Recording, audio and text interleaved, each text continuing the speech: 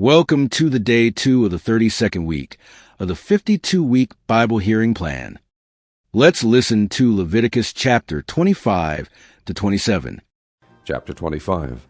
The Lord said to Moses on Mount Sinai, "Speak to the Israelites and say to them, When you enter the land I am going to give you, the land itself must observe a Sabbath to the Lord. For 6 years sow your fields, and for 6 years prune your vineyards and gather their crops. But in the 7th year the land is to have a Sabbath of rest, a Sabbath to the Lord.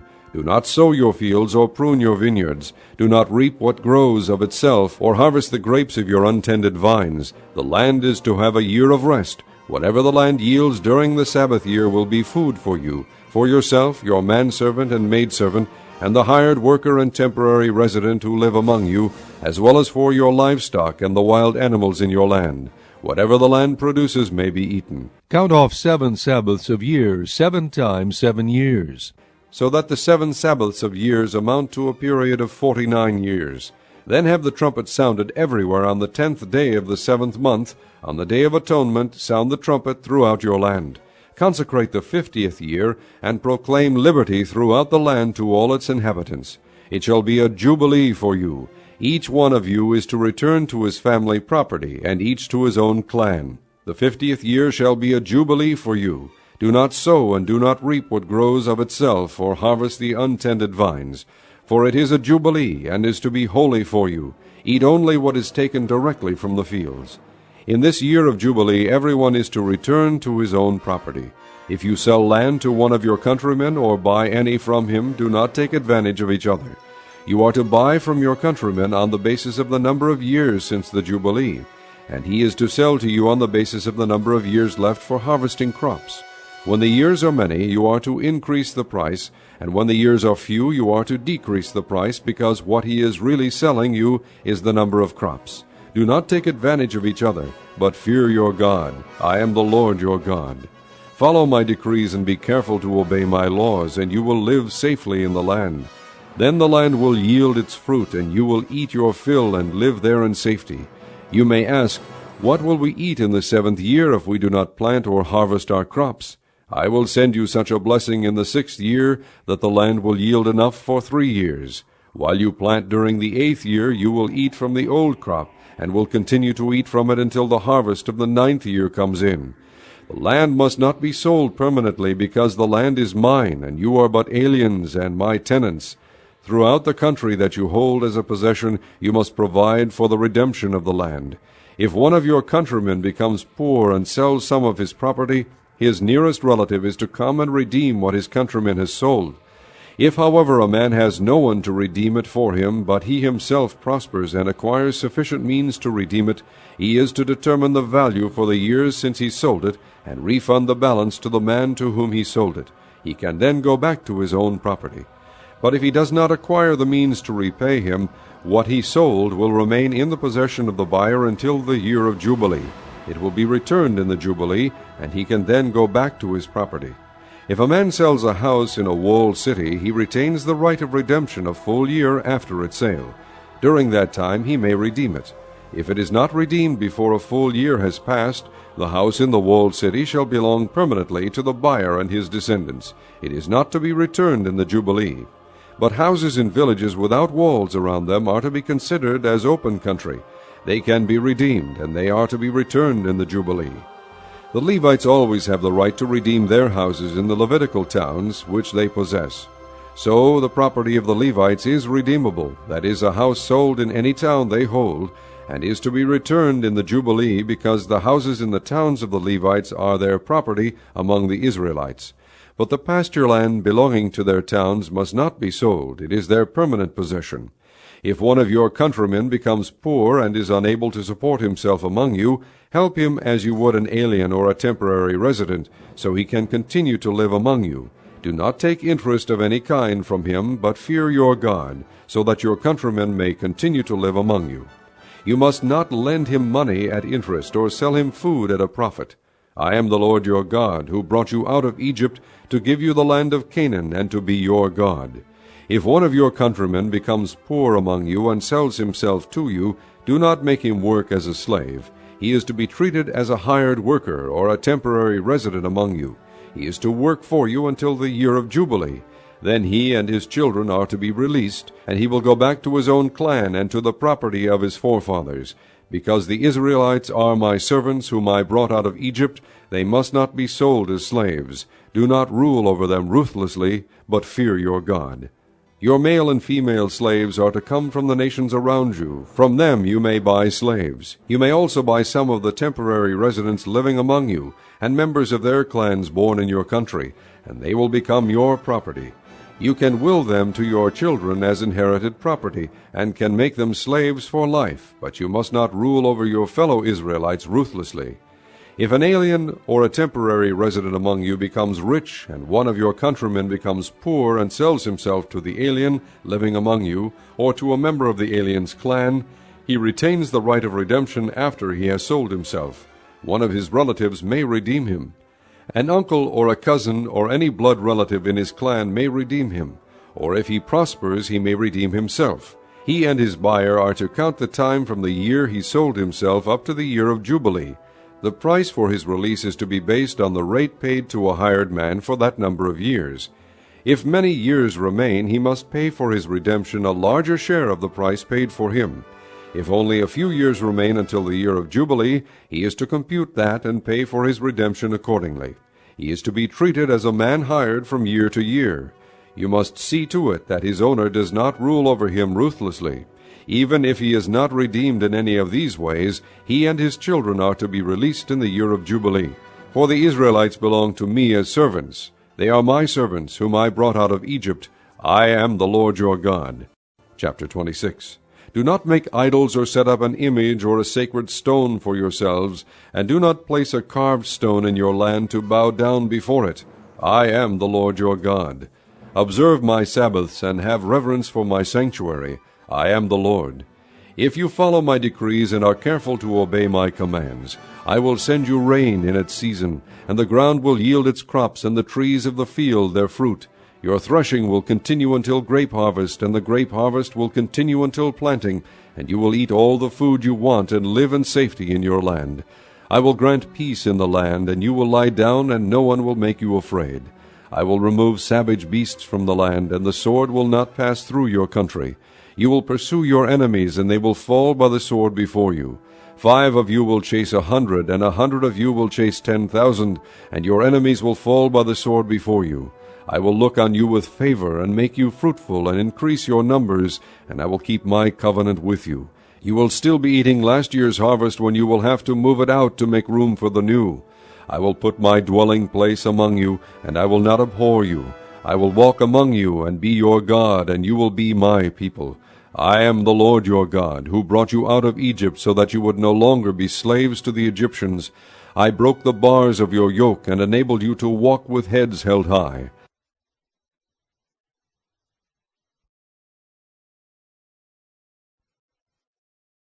But if you will not listen to me and carry out all these commands, and if you reject my decrees and abhor my laws, and fail to carry out all my commands, and so violate my covenant, then I will do this to you. I will bring upon you sudden terror, wasting diseases, and fever that will destroy your sight and drain away your life. You will plant seed in vain, because your enemies will eat it. I will set my face against you, so that you will be defeated by your enemies. Those who hate you will rule over you, and you will flee even when no one is pursuing you.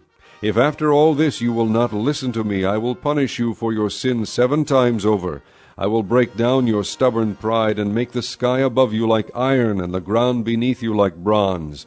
Your strength will be spent in vain, because your soil will not yield its crops, nor will the trees of the land yield their fruit. If you remain hostile toward me and refuse to listen to me, I will multiply your affliction 7 times over, as your sins deserve. I will send wild animals against you, and they will rob you of your children, destroy your cattle, and make you so few in number that your roads will be deserted. If in spite of these things you do not accept my correction, but continue to be hostile toward me, I myself will be hostile toward you, and will afflict you for your sin 7 times over. And I will bring the sword upon you to avenge the breaking of the covenant. When you withdraw into your cities, I will send a plague among you, and you will be given into enemy hands. When I cut off your supply of bread, 10 women will be able to bake your bread in one oven, and they will dole out the bread by weight. You will eat, but you will not be satisfied. If in spite of this you still do not listen to me, but continue to be hostile toward me, then in my anger I will be hostile toward you, and I myself will punish you for your sins 7 times over. You will eat the flesh of your sons and the flesh of your daughters. I will destroy your high places, cut down your incense altars, and pile your dead bodies on the lifeless forms of your idols, and I will abhor you.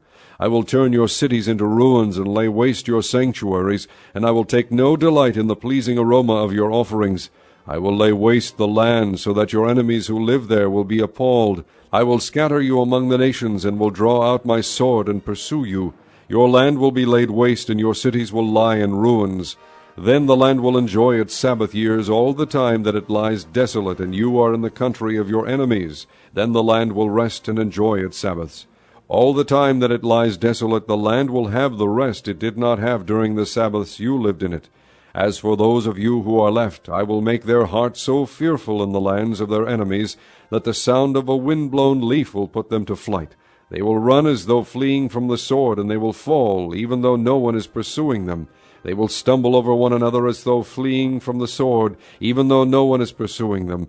So you will not be able to stand before your enemies. You will perish among the nations. The land of your enemies will devour you.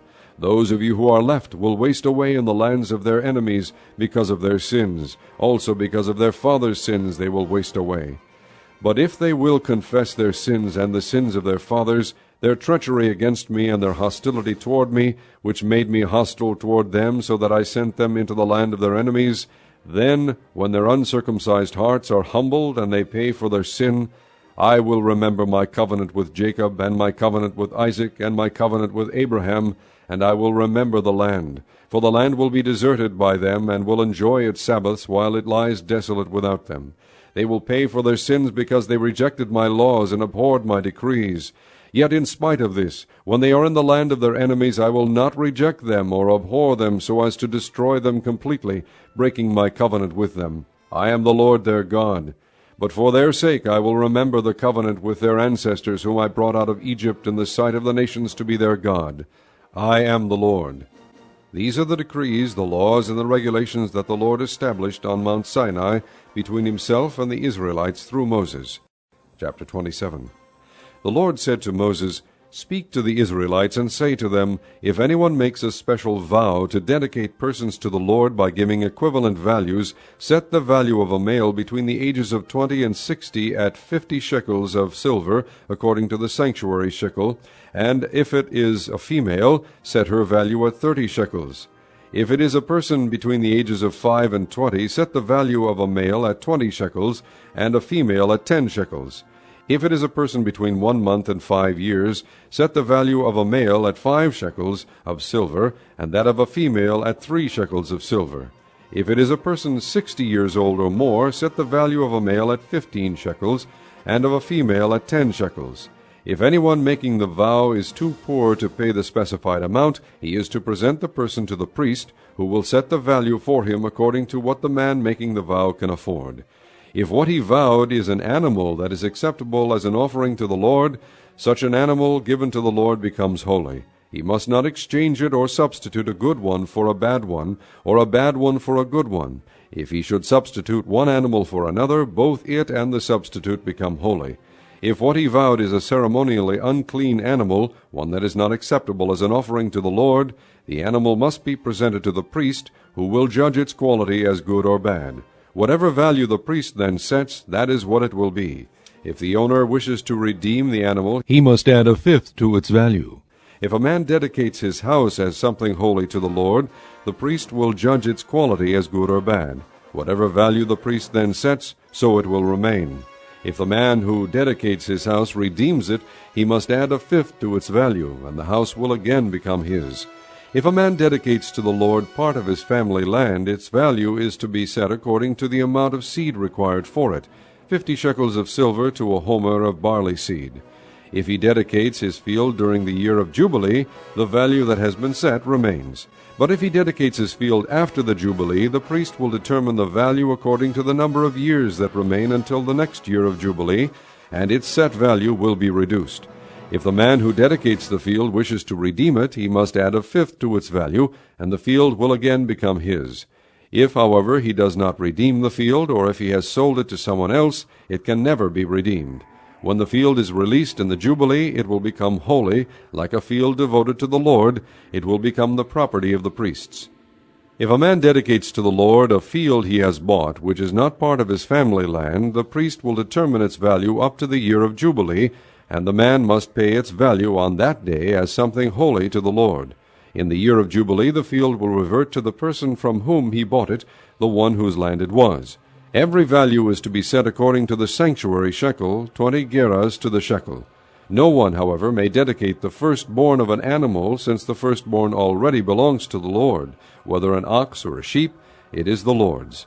If it is one of the unclean animals, he may buy it back at its set value, adding a fifth of the value to it. If he does not redeem it, it is to be sold at its set value. But nothing that a man owns and devotes to the Lord, whether man or animal or family land, may be sold or redeemed. Everything so devoted is most holy to the Lord. No person devoted to destruction may be ransomed. He must be put to death.